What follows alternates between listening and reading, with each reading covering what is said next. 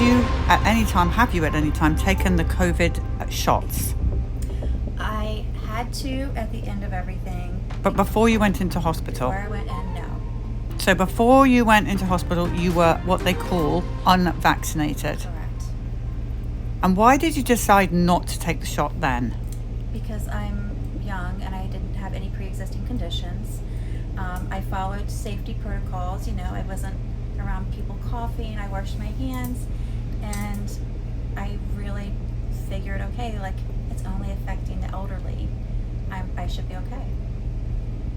Okay, so what happened the day that you decided you needed to go into hospital?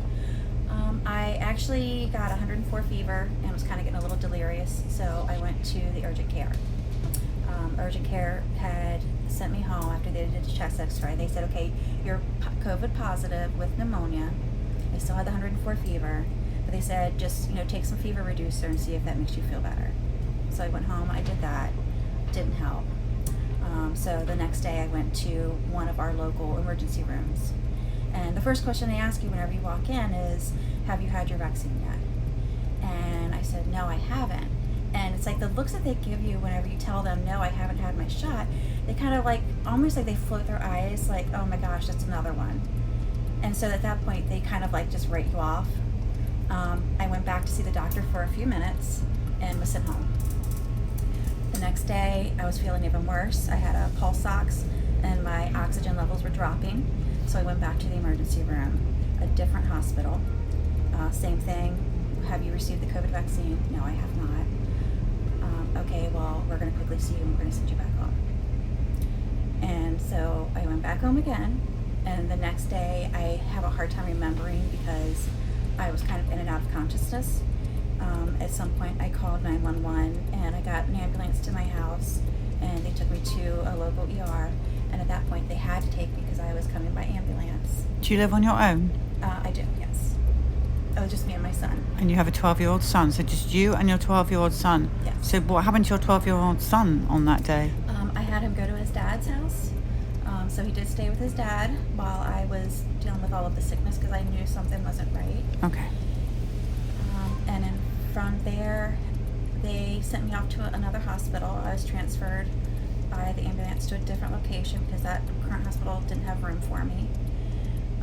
When I got to the other hospital, they took one look at me and basically said, there's not anything we can really do for her.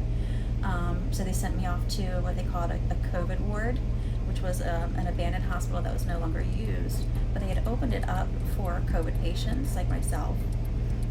And they literally wheel you back to this dark hallway, all these empty rooms with just these sick people in them, and then they took off and they left. And at this point, I still wasn't on the ventilator or anything yet. I was still severely sick. I was still having a hard time breathing. I got up to go use the bathroom on my own, and I fell and I rammed my head into the sink, and it knocked me out. That's the last thing I remember until I actually woke up and 2 hospitals later, and they told me that I was in a coma for 2 months. 2 months?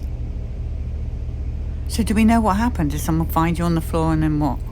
Nobody's saying. Everybody's kind of keeping their mouth shut. I've tried to kind of reach out to the hospitals to say okay, this isn't normal.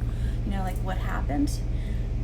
Because the last hospital that finally took me in, they took me in a way that they probably shouldn't have, because I had connections at that hospital, and they said, you're never going to get into this place because there's a waiting list of hundreds of people that need to have these vent beds that need to be seen.